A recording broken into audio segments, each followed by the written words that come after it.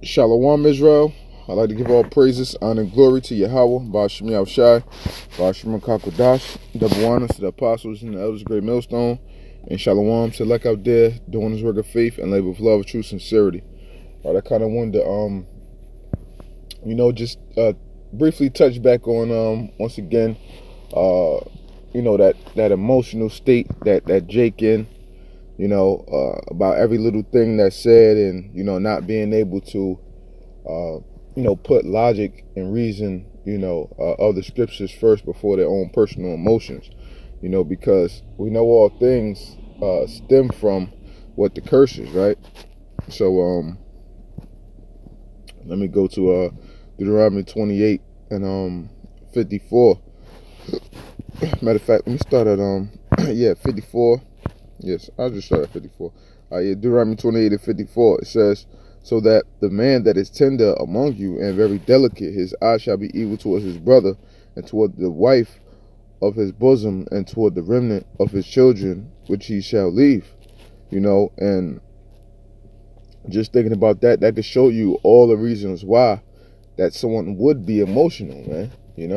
Because it's a natural thing for us, being that the curse is upon us, to dislike one another. We see this constantly, man. Why? This is exactly why Jake is in the worst state.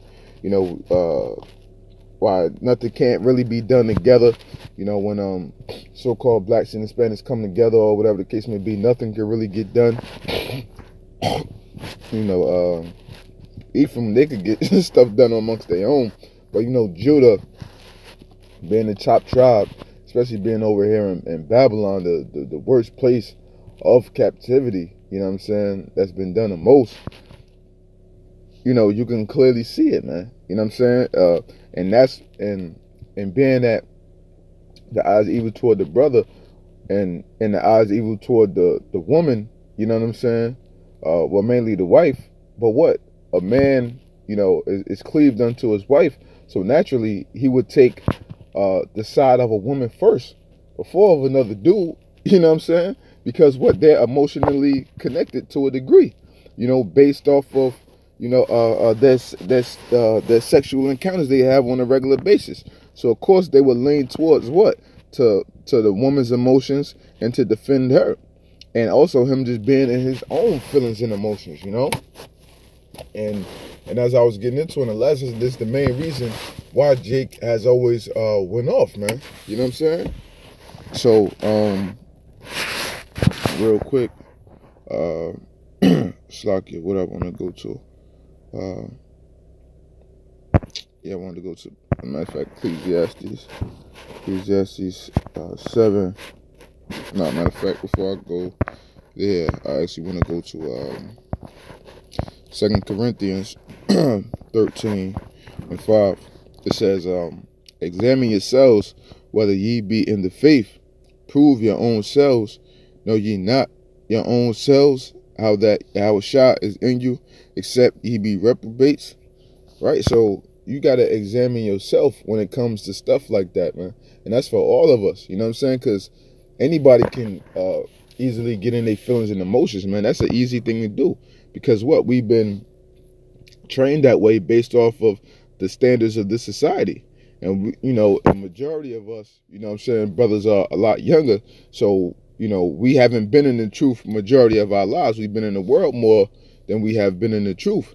So obviously those in us, a part of us putting off that old man, some of those old tendencies are still going to creep up its ugly little head here and there. You know what I'm saying? But that's why we growing to be soldiers for the Lord, ultimately, so that we can grow to be putting those feelings and emotions to the side.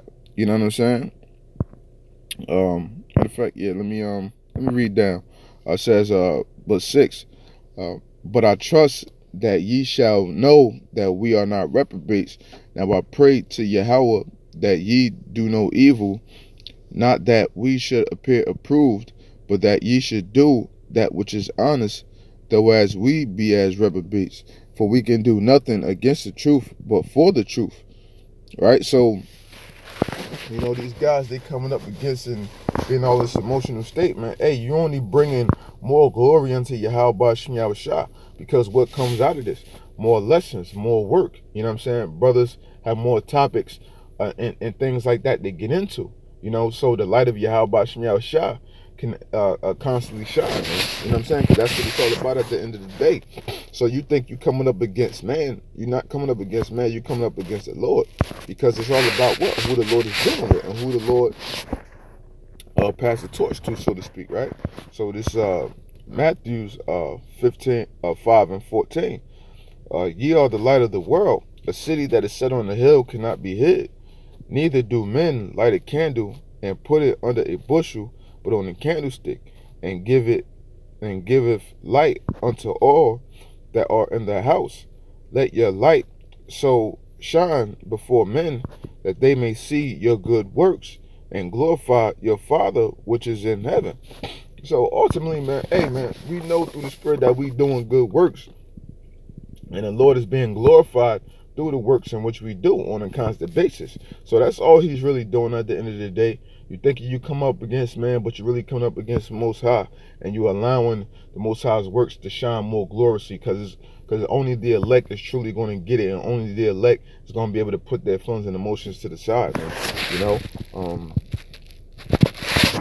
based off of that, what I just said, I believe it's 1 Timothy 4 and or is it 2 Timothy 4? Slacky. 4 and 8. It must be 2 Timothy.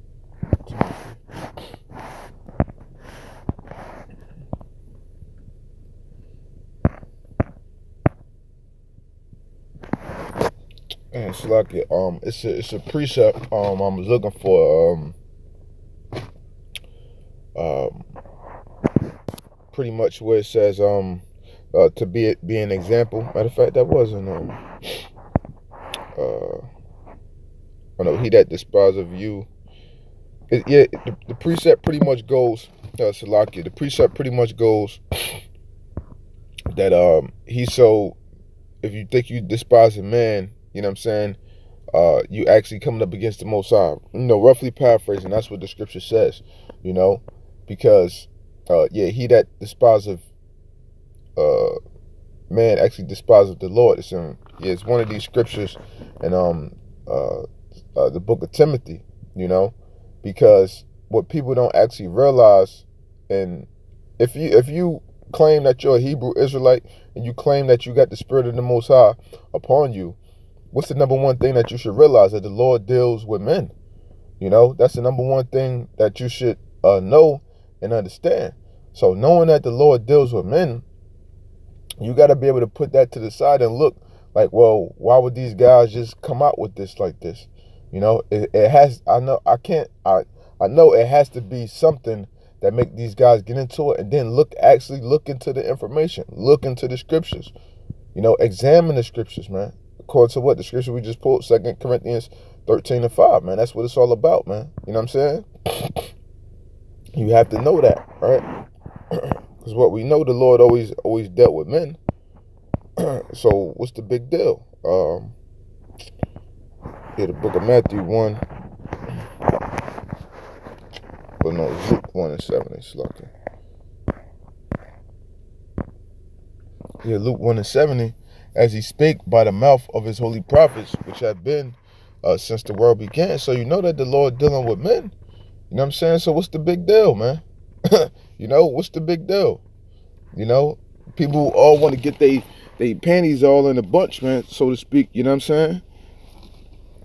But at the end of the day, you gotta know, you know what I'm saying? And we have to know, and for, you know, because there's a lot of young brothers that's out there. Hey, all you gotta know for a fact is that we examine the scriptures. And when you examine the scriptures, you see things for what it actually is, man.